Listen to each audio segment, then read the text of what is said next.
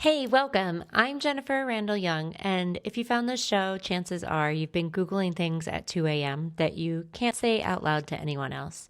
This is The Life with an Alcoholic, a show for the woman who's been holding everything together while somebody she loves is falling apart. We don't talk about the alcoholic here, we talk about you.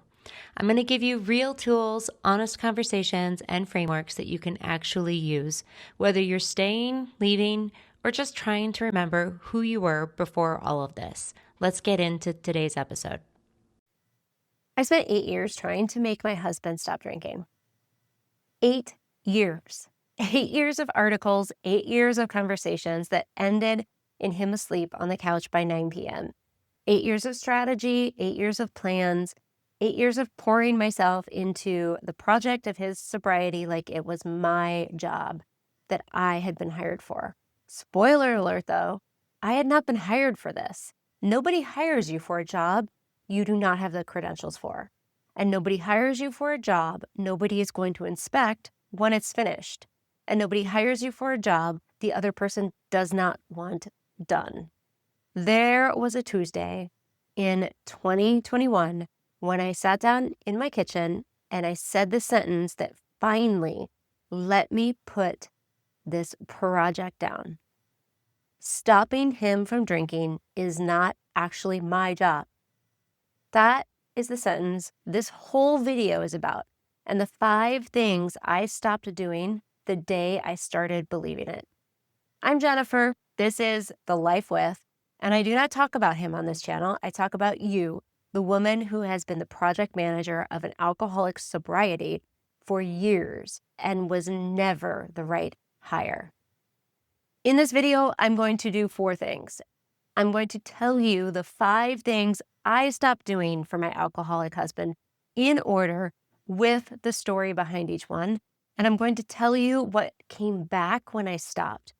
I'm going to give you the framework that turned those 5 no's into the rest of my life. And I'm going to tell you one specific thing that you can do this week to start.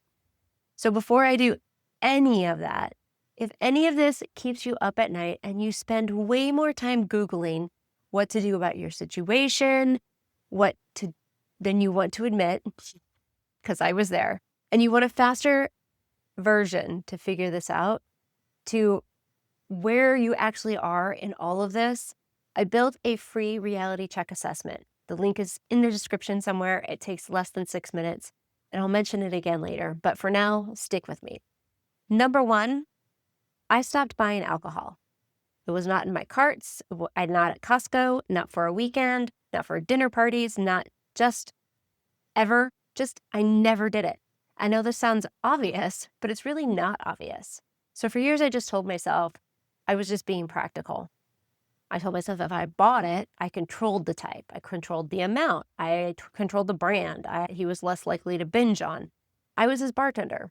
I was the one who was running the saloon. And so the first thing I stopped was being the saloon. The week that I stopped buying it, I walked up to the checkout and he actually asked me, "Are you seriously not buying any Jameson?" And I said, "No, I am not." And he turned around and went and bought some himself in a different line. And that was his choice, and I was okay with it. But it felt good to know that at least I wasn't feeding that anymore. Number 2, I stopped pouring his drinks. This one took a lot longer. If he asked, I poured. If we had guests, I poured. I played host. If I was already in the kitchen, of course I poured. The day I stopped pouring is the day I started giving his drinking back to him. I will tell you the moment I knew it had worked. It was a Saturday afternoon. He wanted a drink. And I was on the couch reading, and he asked me from the other side of the room, and I said no. And he said it again, and I said no. And then I watched my husband scoot across the floor on his backside to the kitchen to fill his glass of Jameson because he was too drunk to stand up. And I was not getting up to do it for him. And I will be honest with you, I thought I was probably going to cry. I thought I was going to cave, but I did not. I sat there and I watched him do it. and something in my chest moved that had not moved in years. That was not cruelty. That was the first time in my marriage I let his drinking be his to carry instead of mine to manage. Number 3, I wouldn't let him drive. He was no longer allowed to drive. My car was not his car. He was forever a passenger. I couldn't trust that he was ever sober, and I couldn't bear the thought of him driving drunk. And well, I mean, you get it. The bus existed, Uber existed, walking existed. He was a grown adult man. He could figure out how to get from A to B and how to get home. And thankfully, he understood this one and never fought me on it. No driving, period. Number 4, I stopped narrating him to other people. I was his press secretary for 8 years. Where he was. Where is he? He's tired. Is he okay? He's under the weather. Why does he not come to things? He has a thing for work. I was so good at it. I was so good at it that for years, nobody knew. I was so good at it that I exhausted myself spinning his behavior into something tolerable for everybody else. I just stopped. I was not rude. I was not dramatic. I just stopped offering explanations that were not mine to offer. He is just not coming today is a complete sentence. He is not here is a complete sentence. The amount of energy that came back when I stopped doing his PR was the loudest thing in my life for 6 months. And number 5, I stopped researching him. This one is the one that nobody talks about, the Googling, the 2 a.m. tabs on my computer, the working Korsakoff, the wet brain, the functional alcoholism, the alternative doctors, the supplements, the articles about why some alcoholics recover and some do not, the forums. I had a PhD in his drinking by the time I stopped. I knew more about his alcoholism than most of the doctors I dragged him to, and none of it ever, even once, made him drink less. The day I closed the laptop on 47 tabs at 2 a.m.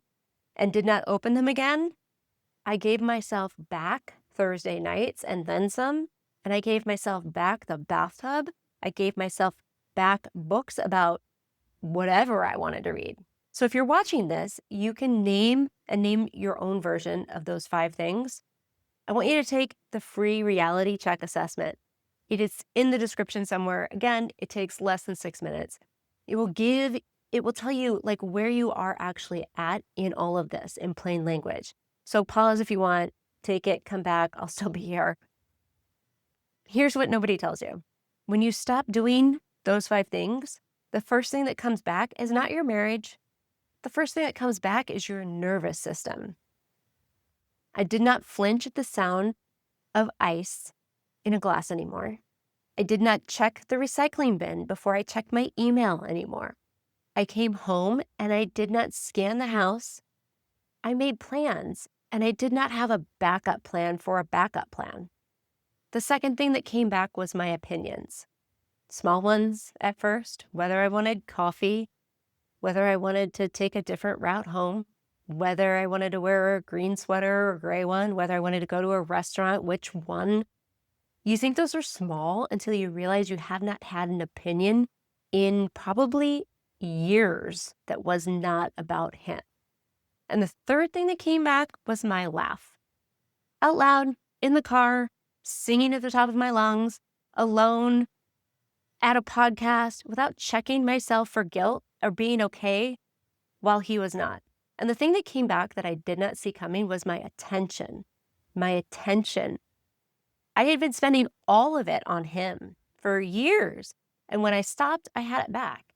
I had it back to spend on me, on my work, on friends, on my kids, on a Tuesday afternoon, on a book.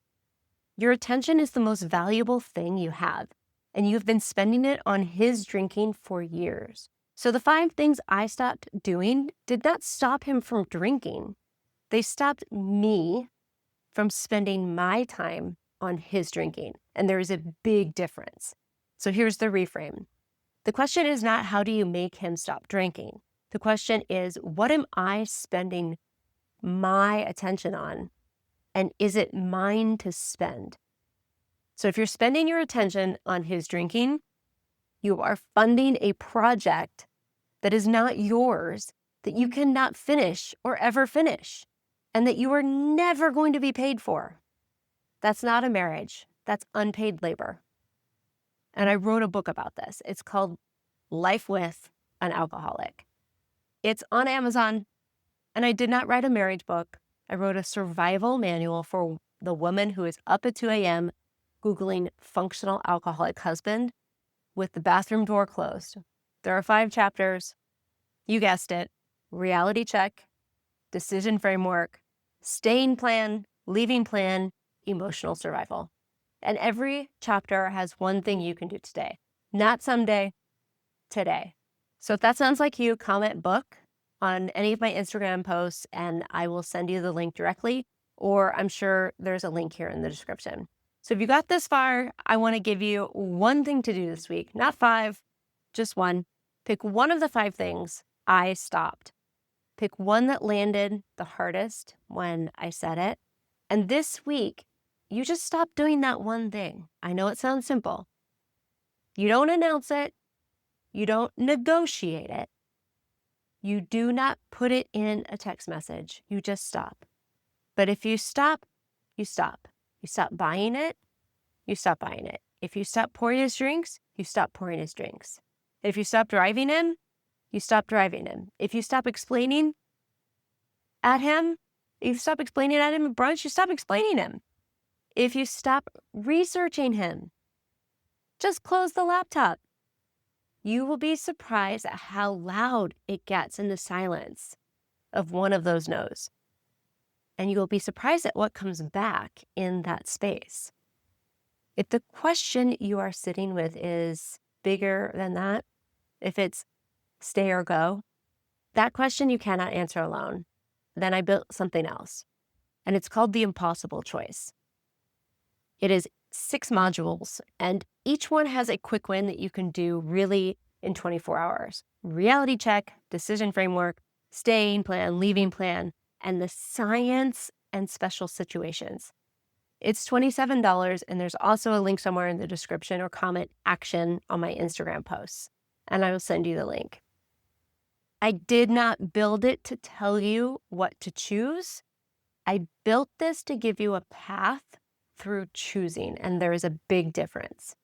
I made this channel because there was a version of me 8 years ago who was up, again, Googling functional alcoholic spouse, and what I actually needed was for one person to say my name, not give me advice, to say I'm not crazy. And if that is you tonight listening to this somewhere, you are not crazy. You are not weak. You are not the one who is broken. You are not the one who has been you are the one who has been holding it together with your bare hands. Even when people just say, try harder or just leave. If this video named something for you, comment action below, and I'll just keep making them. I'm going to keep making them anyway, but there are new videos every Tuesday for the woman the rest of the internet forgot. And I will see you in the comments. That's a wrap on today's episode, and I hope something in there gave you a little more clarity or at least reminded you that you are not alone in this. If you're ready to go deeper, I want you to head over to thelifewith.com. That's where you'll find the app and everything you need to start reclaiming your life on your own timeline. And if this show has helped you, share it with somebody who needs it, because the woman who needs this most probably doesn't even know this show exists yet. I'll see you next Tuesday. Take care of yourself first.